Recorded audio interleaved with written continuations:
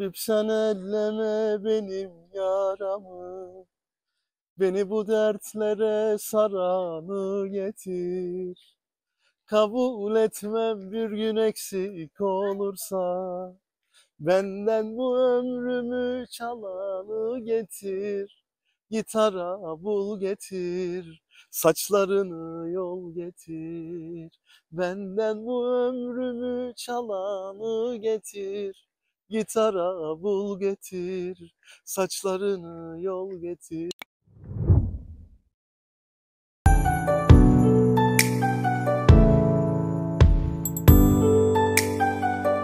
Evet sevgili dostlar, yine bir Almanya'da yaşam programıyla beraber birlikteyiz. Çoktandır beklenen bir programımız vardı. İthal Damatlar serisi 1. bölüm. Sonunda Savaş Bey'imizle, Savaş abimizle kavuşabildik. Kendisi 33 yıldır Almanya'da yaşıyor. Türkiye'den geldi. Evlilik yoluyla, aile birleşimi yoluyla. Samanın altından bir sürü şeyler aktı geçti 33 yıl boyunca. Şimdi bir kendisini önce bir tanıyalım. Sonra röportajımıza yavaş yavaş bir başlayalım. Evet Savaş abim.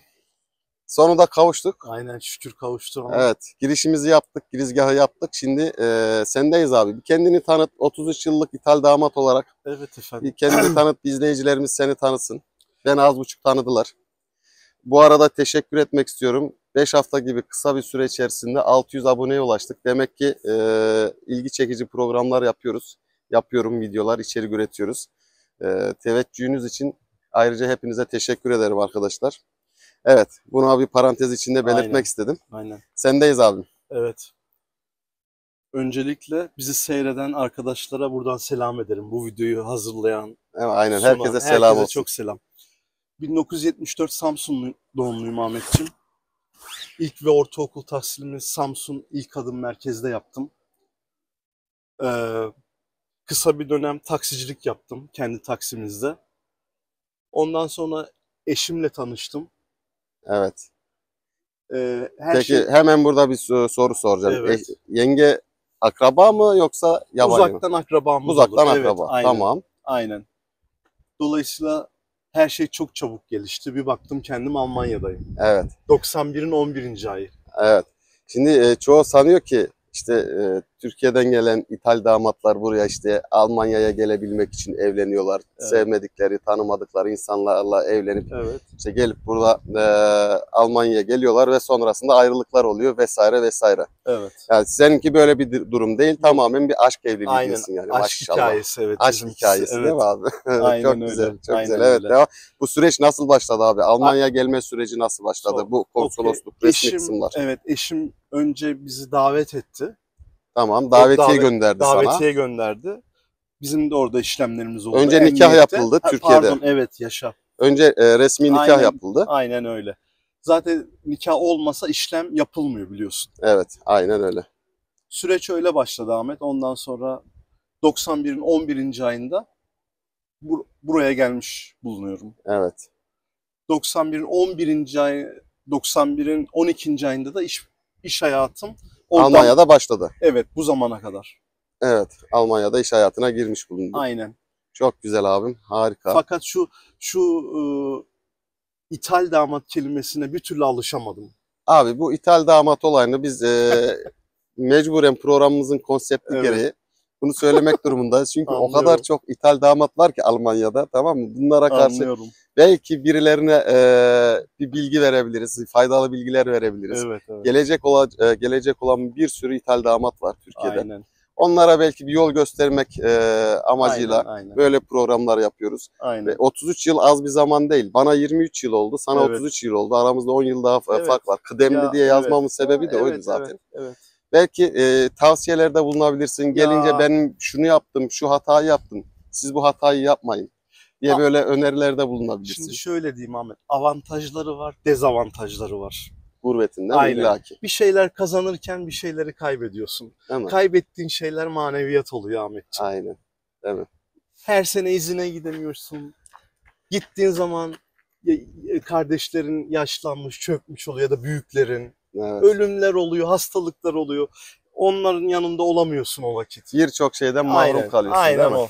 Benim için dezavantajı bunlar. Aynen öyle. Bir şeyler kazanırken bir şeyleri kaybediyorsun. Örnek vereyim, mesela benim abimin kızı, Evet. benim ilk yeğenim Evet.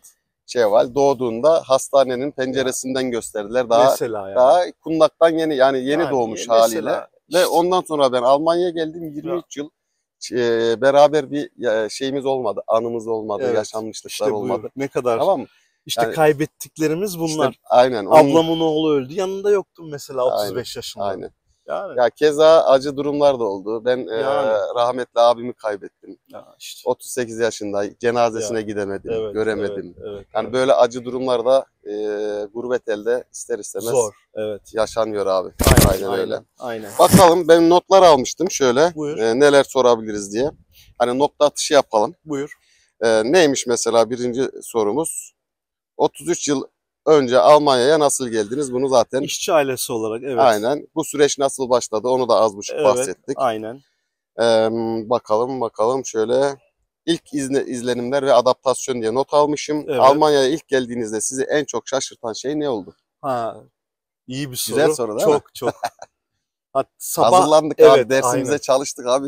Almanya Stuttgart Havalimanı'na adımımı attığımda ilk izlenimim disiplin oldu şu ülkenin. Değil mi? Disiplini. Sabah 6'da insanların işe gittiğini, inşaatta çalıştığını gördüm. Ya, Onu bir yadırgamadı mı tuhaf geldi bana. değil mi? Çünkü, Ya çünkü aynen. Türkiye'de iş dedim mi 8'de başlıyor benim bildiğim. Aynen aynen. Ben burada 5.30'da kalkıp, Aynen. hatta Ya Mercedes'te çalıştığım dönemler abi 3.30'da kalkmam gerekiyordu. Çünkü yaklaşık 1 ya saatlik otoban yolu vardı. evet. Tabii ki Stau dediğimiz olay trafik. Yani Ya trafik oluyor evet otoban. evet evet Almanya'da, evet. Almanya'nın Ya, trafiği meşhurdur. ya aynen. 2 saatim yolda geçiyordu. İki Ya saatte paydostan sonra evime geliyordum. 4 saatim yolda geçiyordu. şuraya bak. 8 saatte çalışıyorsun. Yani Almanya şartlarında çalışmak tabii ki kolay değil. Değil değil. Şartları ağır ve zor. Ya, aynen. Alman işverenler de Türkiye'deki, yani Türkiye'de benim çalışma hayatım olmadığı için pek bir şey söyleme hakkım yok da. Ama Almanya'da Alman sana parasını ödüyorsa karşılığında Aynen. Aynen. senden alıyor abi. Aynen. Aynen. Ha, karşılığında veriyor tabii ki. Öyle. Yani bizim burada hakkaniyet Ya diye bir şey var. aynen. Ya Almanlar bu şeylere çok dikkat ediyorlar. aynen. Çok özen gösteriyorlar. Aynen. Okul gibi zille giriyoruz. Okul gibi zille Aynen. çıkıyoruz. Aynen değil mi? Zil çaldı, hadi Zil bakalım çaldı teneffüs. teneffüse. Yemeğini ye çabuk gel. Zil çaldı Aynen. eve. Aynen öyle abi. Monoton bir hayat var. O kadar. Sosyal hayat var mı diye bir sürü YouTuber öyle video çekiyor da. Evet. Gerçekten de o çok göreceli bir şey de. Sosyal Ya hayat benim gibi karakter olan bir insana bence yok abi. Çünkü pazar günleri kapalı. Akşam saat 8 ya olduğu zaman her yer bir sessizliğe aynen bürünüyor. aynen aynen. Çıkıp Ya gezip dolaşacağın bir yer yok. Bir yani dondurma dolayısıyla yiyeceğin bir iş yer yok. ülkesi burası. Bura çalışma yeri İş abi ya. ülkesi. Ya Aynen öyle. Yani sosyal hayat bence ya yok. neden şu Almanlar yurt dışına talepleri var? Çünkü burada öyle bir şey yok. Abi adam bir sene Türkiye çalışıyor. Senede 3 hafta gidiyor Türkiye'de ya aynen da işte öyle. sıcak Ya memleketlerde aynen öyle. tatilini yapıyor. Ya Yani burası monoton bir hayat. Öyle aynen öyle. maalesef. Aynen. Evet, diğer sorumuza geçelim mi abi? Olur. Ne demişiz? İşte Almanya'da yaşarken topluma uyum sağlamak kolay oldu mu? Alman Ya toplumuna uyum ya sağlayabildin mi? şimdi sen de biliyorsun ben çok girgin insan olduğum için yapım Evet, gereği girişkensin. aynen benim için hiç zor olmadı. Evet, Almancam olmasa bile ilk geldiğimde elle kolla bir şeyler yapıp şeydi. not alarak eve gidip eşime bu ne demek diyerek öyle öyle geliştirdim Abi kendimi. eskiler İçlerine anlatıyor da, girdim. rahmetli kayınpeder Ya onlar anlatırdı için yani. daha zor olmuş evet. Gelmişler işte Ya. et alacağız. Nasıl anlatacaksın? Almanca Ya yok. evet. Mü diyerekten böyle inek taklidi yaparak işte Affedersiniz. affedersiniz abi. Affedersiniz. İşte yumurta alacak kıt kıt kıdak. Affedersiniz. Böyle hayat Evet. geçirmişler abi. Evet. Onlar için daha zormuş yani. Aynen. Şimdi Yani imkanlar tabii çoğaldı. ya şimdi yıllar geçtikçe gerçekten kolaylaştı. Şimdi hiç gelenler hiç zorluk çekmiyor. Tabii ki canım. Türk bakkal desen Çevirmenler herkes var. var. Cep Aynen. telefonları elinde hiç sıkıntı yok gibi bir şey. Ya, teknolojiyle İler beraber işte biraz her hayat şey kolaylaştı. kolaylaştı. Aynen. Aynen. Öbür soruyu alalım Evet, efendim diğer soruyu Ahmetciğim. alalım. Ne demiştik abi? Türkiye'den gelen biri olarak Almanya'da karşılaştığınız ön yargılar ve zorluklar oldu mu? Olduysa nasıl başa çıktınız?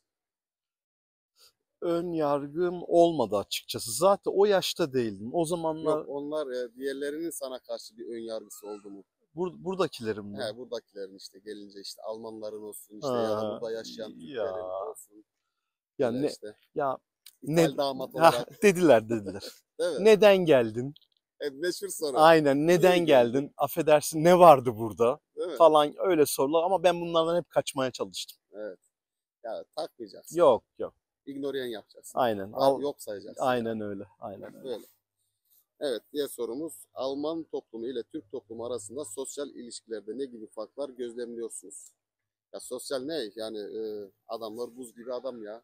Hani sosyallik şeyi yok ki Ya yani. kesinlikle yok. Şimdi gidemezsin. Bugün mesela pazar kapısını çalamazsın. Bir Aynen. Türkiye gittin. Yani Türkiye yaptığını onlara kesinlikle Yapamazsın. yapamazsın. Hatta derler ki sana bugün pazar niye geldin diye. Aynen. Böyle bu takım soruları Akşam saat sorarlar 10'dan sana. sonra gürültü Yapma yapamazsın. istemezler. Çivi çakamazsın mesela. Çakamazsın. Hemen polis çağırırlar. Aynen. Başımıza gelmedi, benim çok geldi. Oo, aynen. Senin de gelmiştir. Gelmez olur mu abi? Ya. Gelmez olur mu? Aynen. Evet. Türkiye'yi ne sıklıkla ziyaret ediyorsun abicim? Türkiye ile bağlarınız nasıl koruyorsunuz? 33 yıllık Almanya deneyiminizden sonra Türkiye'yi nasıl görüyorsunuz? Geri dönmeyi düşünüyor musunuz? Güzel bir soru. Evet. Sondan başlayalım en iyisi. Tamam abi. Nasıl Ya istiyorsan. yani ilk geldiğimiz dönemler istiyorduk açıkçası. Değil mi? Ama insan çoluk çocuğa karışınca Evet. olmuyor. Artık o iş Olmuyor. bitiyor değil mi? Aynen. Sen kendin istesen çocukların istemiyor. Aynen öyle. Ya. Gerçekten Başı öyle. neydi sorunun? Türkiye'yi ne sıklıkla ziyaret He. ediyorsunuz? Ee, ilk ilk dönemler her sene, 2 senede bir. Evet. Ondan sonra açıkçası düşüşe geçti. Ben kendi açımdan söyleyeyim. Yani senede bir kere gidersem çok iyi. Çok iyi. Değil mi? Aynen. Ya bir de nasıl bir izin yaptığına da bağlı. Aynen öyle. Şimdi bazıları var gidiyorlar Türkiye'de işte motellerde kalıyorlar, tatil yapıyorlar. Ya, Tabii ki aynen öyle aynen. bir izini, tatili her sene yapamazsın. Çünkü Aynen.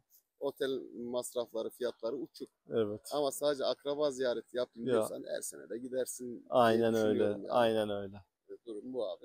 Almanya'daki günlük hayatınız nasıl geçiyor? Ya, Günlük hayatını anlat abi. Seninkisi gibi Ahmet. Aynı seninkisi gibi. Sabah kalkıyorum, işe gidiyorum. 5.45'te zil çalar. Evet. Hazırlığımızı yaparız. İşimize gideriz. Evet. 9 saat dışarıdayız. Evimize geliyoruz. Yemeğimizi yiyoruz, Aynen çayımızı öyle. içiyoruz, dizimize bakıyoruz. Dizi varsa dizi Varsa- aynen. Zaten hanımların dizileri meşhur Meşhur. biliyorsun. Biz de Evet. onlarla seyretmek mecburiyetindeyiz. Evet, Ondan sonra yürüyüşlerim olursa yürüyüşe çıkarım çok. evet, Akşamları, hafta sonları da öyle. evet. Böyle aile dostlarımızla görüşüyoruz biliyorsun. Ya burada- Hakan abimizi biliyorsun. evet, aynen. Çoğu Abi, zaman günümü hafta sonlarımı onunla geçiriyorum. benim fark ettiğim işte Türkiye ile Almanya'daki dostluk ilişkileri gerçekten ne farklı. Evet, Türkiye çok değişmiş. Ve Evet. 23 senede çok farklılıklar gördüm. evet, Özellikle bu gecekondu hayatı bittikten sonra Ankara'dan bahsediyorum. evet. Bu yeni büyük çok katlı bloklar, siteler yapıldıktan sonra bu komşuluk ilişkileri, mahalle kültürü diye bir Evet, şey kalmamış. bitti Ahmet maalesef. Ama ona keza Ya, Almanya'da bu evet. dostluklar hala korunuyor. Aynen. Biz eşimizle, dostumuzla sürekli Evet, kontak aynen, içerisindeyiz. aynen. Ailece görüşüyoruz. Gidip gelmelerimiz Evet. devam ediyor. Aynen. Yani buranın o şeyi insanlar birbirini Ya, tutuyor. Evet. Gurbetten kaynaklanan bir şey. Aynen öyle. Zaten hafta sonu bir aile evli çiftlerin, çocuklu çiftlerin yapacağı ne? 2-3 aile birleşip ya gezmeye gitmek, ya pikniğe, Aynen. ya ev ortamında oturmak, neşeli sohbetler Evet, yapmak. evet. Bu. Evet, o var burada. Ya bu da bize yetiyor açıkçası. Yetiyor, gerçekten de yetiyor. Hafta sonu. Yani insanlar daha tutucu oluyor Aynen, burada. aynen. Birbirine Çok karşı şükür, yardımsever oluyorlar. Çok şükür, evet. Yani ne güzel. İyi ki böyle Ya, dostlarımız var.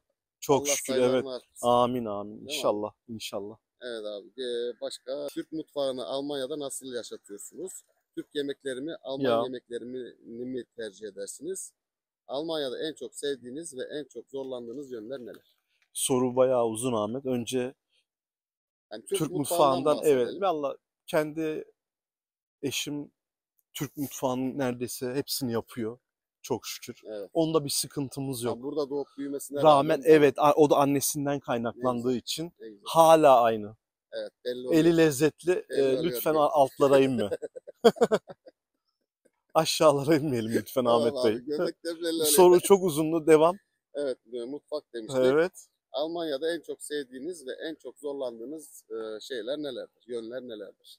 Almanya'da en çok sevdiğim, Ve zorlandığın. İki en tane. sevmediğimi söyleyeyim, havası. Aynen. Çok güzel. Ya en zorlandığım yok be Ahmet. Yok mu? Yok, Zorlanmıyorsun. yok. Valla İş, beni, beni, iş. beni sabah kalkıp işe gitmek Ha, zorluyor abi. ağzımdan aldın işte. İş disiplini çok zorluyor. Patronlardan kaçmak zorlu. Abi kalktıktan sonra sorun yok. Evet, evet. Önemli olan kalkana kadar yani. O sıkıntı bende Evet. yani. Kimileri seviyor sabah erken Evet. kalkmayı da. Doğru, ben onu sen alışamadım bir sevmiyorsun türlü. maalesef. Evet. Alışamadım bir Doğru, türlü. haklısın. Aynen. Başka abim bak, güzel bir soru. Gelecek planları ve Evet. tavsiyeler. Hı Şimdi hı. özür dilerim. Türkiye'den gelecek ithal damatlara Ya, illaki bir tavsiyelerde bulunursun. Çünkü evet. sende 33 yıllık bir tecrübe var. Evet. Geldikleri zaman neye dikkat etsinler, ne yapmasınlar veya ne yapsınlar. Böyle Evet. birkaç cümleyle Ya. arkadaşlara bir bilgi verelim, faydalı Ya. bilgiler. Ya dediğim gibi zorlukları ister istemez oluyor. Birinci sırada da dil. Eğer Evet. işe atılacaklarsa dil. Ki mecbur atılacaklar, Aynen, aynen, değil mi? aynen. Dil öğrenmeden gelmeyin diyorsun Ondan yani. sonra uslup, buranın şey farklı, konuşma şekli farklı. Evet, Ondan sonra kaba olmayacaklar evet, Almanlara karşı. evet. Yani Biliyorsun. ne diyorlar? Entegrasyon sürecini bir an önce Aynen. tamamlamaları gerekiyor. Evet. Dil kursuna İntegriyat. gitmeleri lazım. Kesinlikle. Dil kursundan sonra iş buldukları zaman sürekli kontak halinde Aynen, olmaları aynen, lazım. Yani Türklerle zaman geçirip Almanları dışlarlarsa, aynen, o kendilerini o aynen. şeyden dışlayıp sadece Türklerle hayat geçirirlerse bu Dil de yapılabilecek evet, en büyük hata aynen. olur. Dil de öğrenemezler. Öğrenemezler. Aynen. O yüzden benim acizane Ya, tavsiyem geldikleri zaman önemli olan Almancayı en azından temel seviyede günlük hayatlarında normal, kolay bir şekilde anlaşabilecek şekilde Almancayı öğrenip bir an önce Almanya'da meslekleri yok ise meslek yapmalarını aynen. özellikle tavsiye ediyorum. Kesinlikle. O zaman Almanya hayatına daha çabuk adapte Adapte olurlar olurlar, ve evet. geldiklerine değer abi. Aynen. Yani para kazanmak istiyorsan, bu gurbet ele biz ne için Ya, geliyoruz? Bizim kaşına gözüne gelmiyoruz. aynen öyle. Ekmek parası için geldik. Kesinlikle.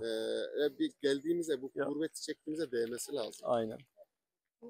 Karın tokluğuna çalışacaksalar burada, gelmeyin kardeşim. Türkiye'de de karnınızı doyurursunuz. Ama gelip burada bir şeyler elde Am etmek istiyorsanız, amaçları varsa, amaçlarınız varsa, e, hedef.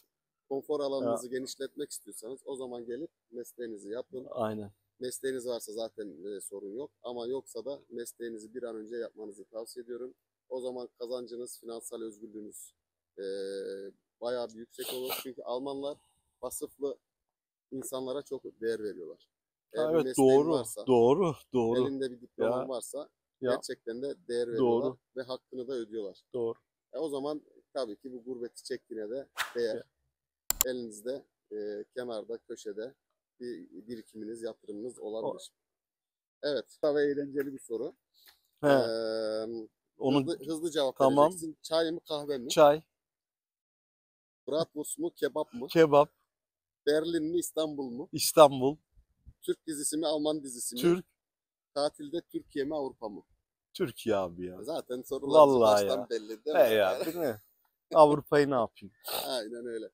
Abi Heh, ben bir şey biliyorum. Senin buyur. sesin çok yanık ve güzel. Orada yanıma yaklaşma Ahmet. Abi şu gurbet elde yani o ciğerimizi Ya, boşuna yakmadık yani, değil mi?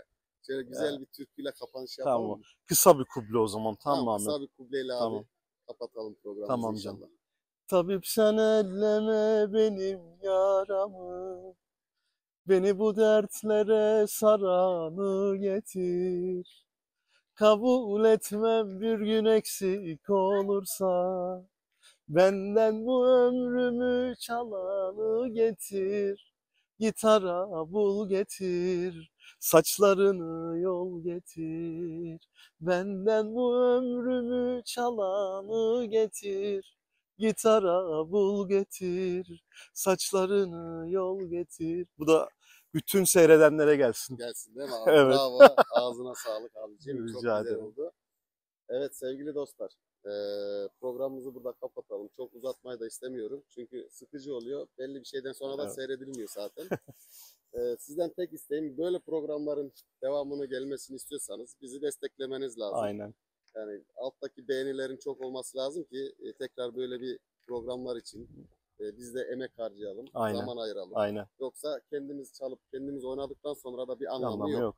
O yüzden sizlerden tek isteğim, abone değilseniz abone olun. Yorumlara yorum yapabilirsiniz. Nasıl bir video içerik talebiniz varsa Aynen. onu da yazabilirsiniz. O konularda videolar hazırlayabilirim.